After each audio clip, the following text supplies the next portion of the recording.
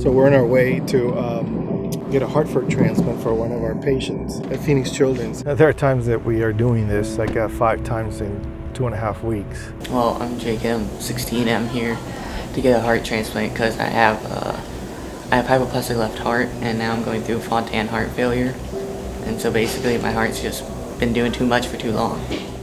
Dude, when we first found out 16 years ago, that was a blow. They gave us a 2% chance he would survive birth past 4 days.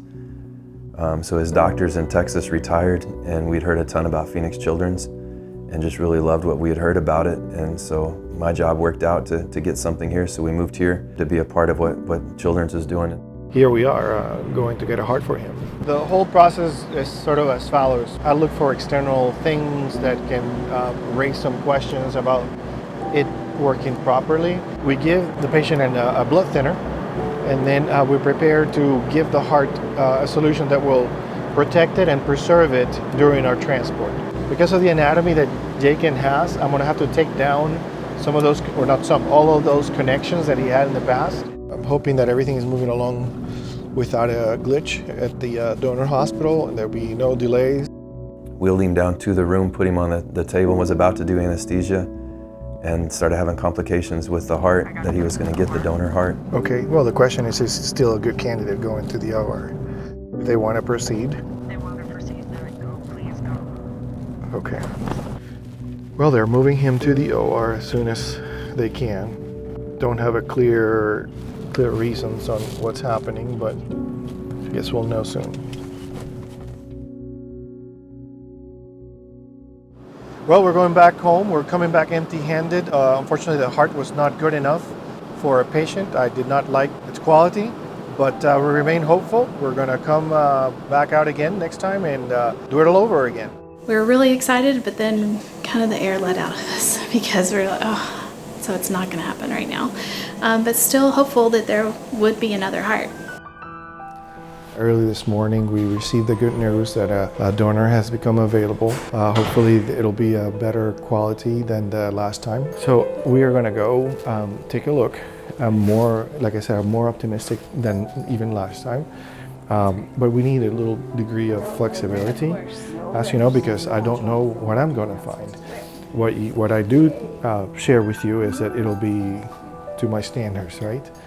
We're doing okay, so if it's not good enough for my daughters, it's not going to be good enough for him. So yeah, we're going to do that. So all right, I'll see you later, okay? I want to shake his hand. Awesome. There you go.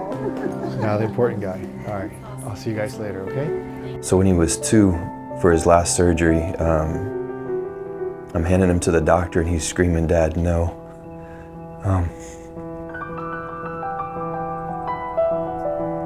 I'm excited, but I'm kind of nervous of getting too excited, just because last time was pretty rough hearing the news. So, I mean, I'm hoping for the best, but assuming the worst.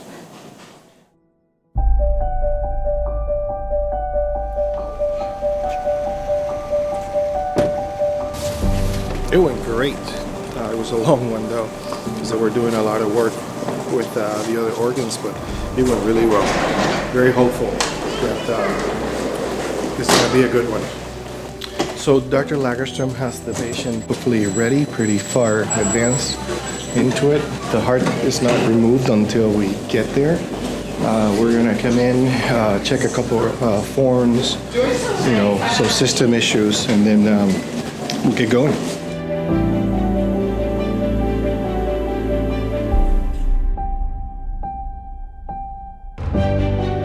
I mean, I always wanted a son, and my dream was, I love baseball, and my dream was always to hear that, now batting for the Dodgers, Jayken Beal, and then hearing those things of, man, something's not right, and go see this specialist, and it's not worth it. You got a 2% chance he's gonna come home with you.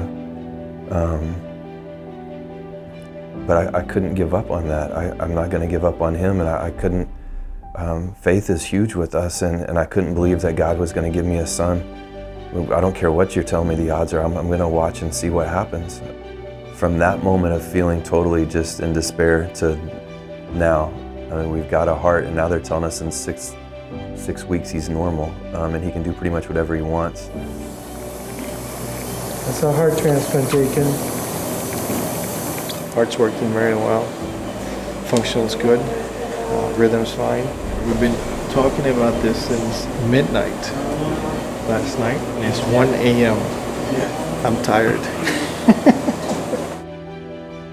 The heart was a perfect match. They said that the heart that they found for him has some of the similar antibodies that he has, so it's an even better match, and there's medicine that he wouldn't have to take for rejection. Every day I get a little bit better, energy's a little bit better, something's a little bit easier. We're back here about once or twice a week to meet with his heart team. He's on so much medicine, but they're weaning him off of that, so it seems like every week we come in, they're downing a dosage or taking a pill away. We get a heart biopsy in a couple months, and then we'll do that, I think, once or twice a year. I'm struggling keeping up with him now, like I'm tired. Today I saw him for the first time after he was discharged. I mean, he's full of life, he's hungry, and planning ahead, which is a cool thing to see in children. You know, when people start having future plans, you know, they see themselves doing something tomorrow. Dude, he's a stud. Dr. Velez is awesome. I have full faith and trust in what he's doing. But his whole team, dude, is taking such good care of us. And Phoenix Children's it's changed our family, dude. It's changed his life and it's changed mine. His normal has always been, you can't do that. And now he's telling me what he can do. I feel like I've been given my son back.